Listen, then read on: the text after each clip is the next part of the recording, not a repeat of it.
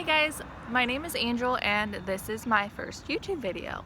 Right now I would like to talk about animal rescues, and by animal rescues I mean the local ones in the Springfield, Eugene area. These are the ones that I know about, these are the ones that I'm involved with, and I just wanted to make that community known and make it open so everybody can be a part of it. I got involved all the way back in 2015. I had a dog at my foster home, and so I was walking the dog every day, and I got this idea in my head that I wanted to walk dogs at Green Hill, and luckily enough my foster parents would drive me all the way out to Green Hill Road, and I walked dogs, I hung out with Bunny. And the next year I did events with Green Hill, so I helped with the grand opening at Petco, where a bunch of different, I think few different rescues were there, but the one I was working with was Green Hill.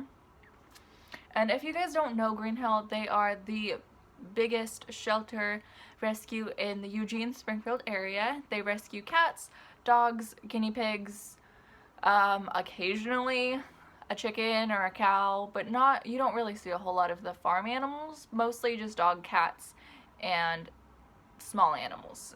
They have the 3 rooms. So Green Hill, there was the Petco event, there was a Pints for Paws at a local brewery that I helped out at. A few different breweries do this, or wineries. And then I helped with a event, I don't remember what it's called, but it's over at Willam Lane, and a bunch of different rescues set up. So I think when I was there, I know for sure there was Lane Area Ferret Rescue, there was WAGs, there was, I don't remember all of them, but I know for sure those ones were there. This was back in 2016, at the beginning of 2016. Evening for the animals, and it's a gala, and they have art that they're selling. So all these artists either donate works that they have bought, that they have made, that they found, and they donate this art, and people get super dressed up. It's a black tie event, and you go out and you buy art and, drink beer, because it was at Nikasi last time. I think they have it at Nikasi most of the time, if not all the time. But you have some beers, buy some art, and all of the proceeds from the art go to the animals. And then thing with my high school where I could get paid to do volunteer work, and it was to get kids where they can get job experience before actually going into the workforce.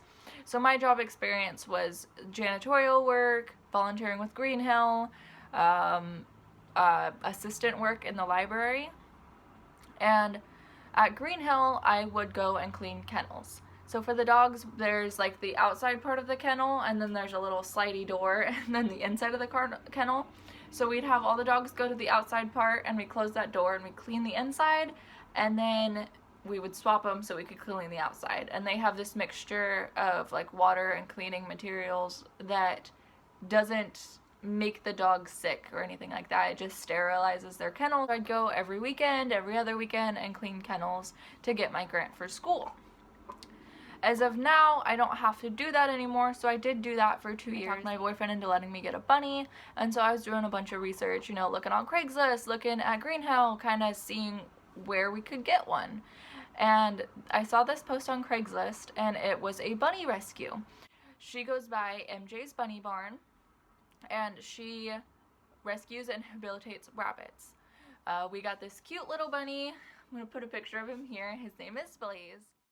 Got him from her. She actually delivered him, and she has a contract just saying that you will not breed or eat the bunnies. She does a lot of other services, so she does do nail clippings, she does do bunny sitting or animal sitting, and just if you cannot take care of your rabbit anymore, she will offer to take them back and find them another home. We would go to her for our nail clippings and for bunny sitting.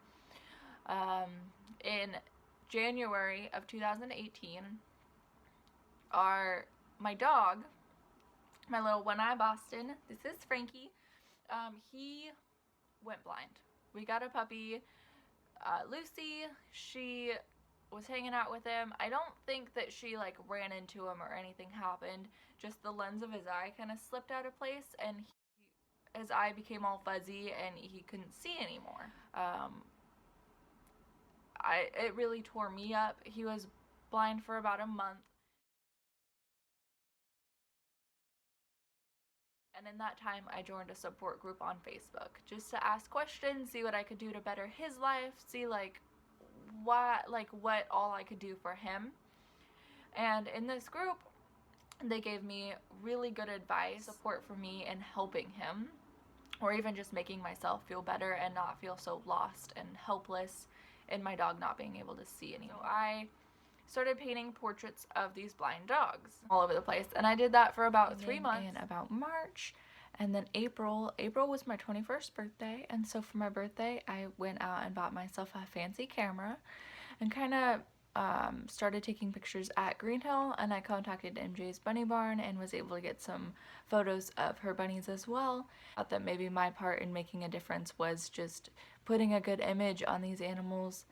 And then May was Bark in the Park. So Bark in the Park is a run, and it is hosted by Green Hill at Alton Baker Park, and it is a 5K, 10K, like whatever amount of run that you want to do with your dog.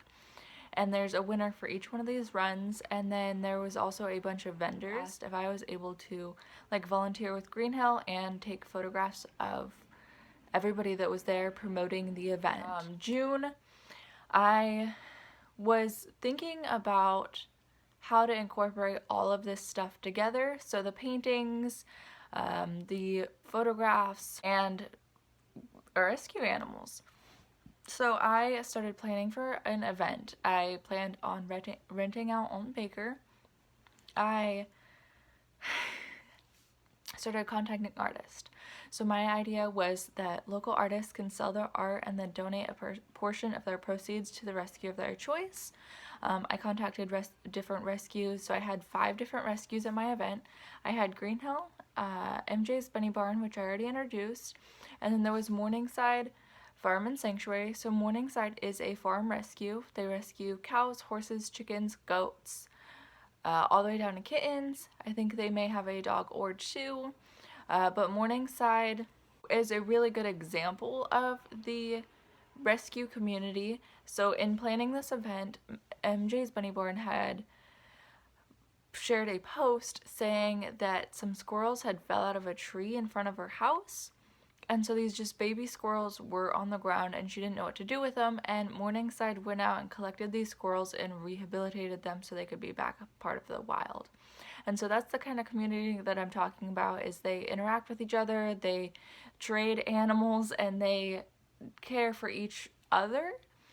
And I think that even if you're not a rescue, you are able to help people who do rescue. So I introduced 3 rescues: Green Hill, MJ's Bunny Barn, and Morningside. I also had Lane Area Ferret Rescue and Oregon Horse Rescue.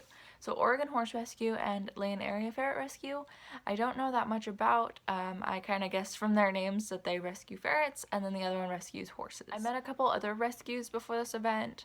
I met Lee Lehman, and so she is the creator of Jagger's Journey, and so Jagger's Journey is a black cat rescue.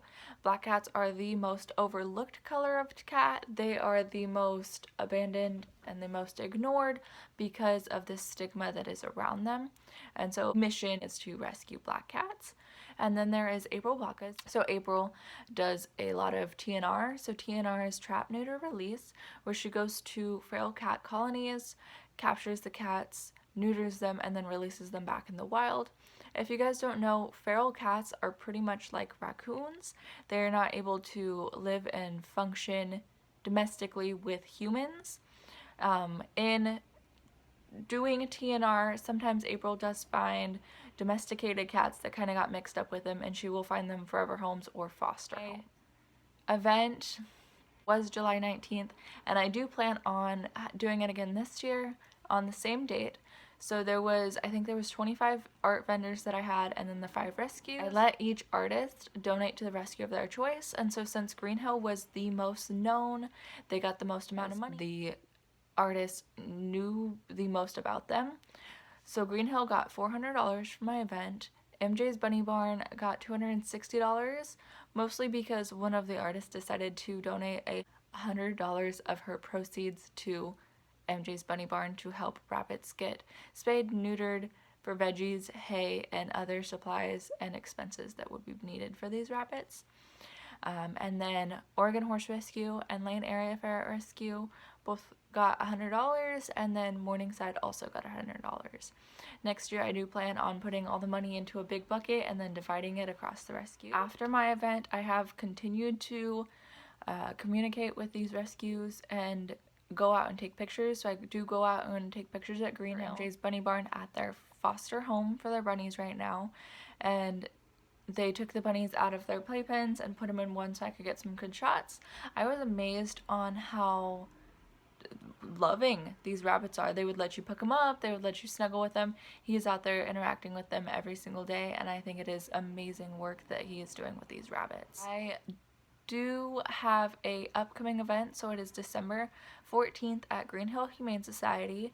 There are 7 or 8 artists selling their art and then donating portions to Green Hill. Green Hill had a remodel from when I was talking about it before. Their remodel, so before they used to have 2 shelters. They had First Avenue and they had Green Hill out on Green Hill Road. So First Avenue was a smaller shelter. They had the dog kennels, and then they also had a small cattery, but First Avenue did have a vet clinic at the shelter. Green Hill out on Green Hill Road, they had a bigger area, so they had a bigger dog kennel, they had a big cattery with all of the cats in there, and then they also had a small animal room.